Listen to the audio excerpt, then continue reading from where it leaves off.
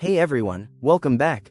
Today, we're diving into how to fix QuickBooks payroll check transactions that just won't match up, so you can keep your books clean and accurate.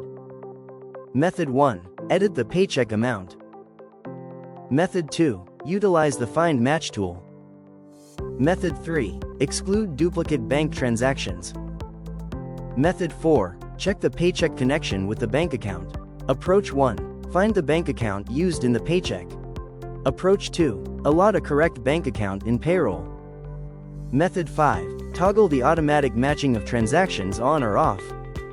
Method 6. Manually enter your payroll check transactions in QBO. Approach 1. Create a fresh account in your chart of accounts. Approach 2. Create a journal entry and enter your paycheck data.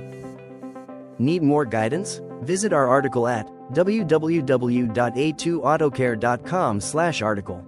Or call us at this number. Thank you for watching the video, and if it was useful, please like, share and subscribe.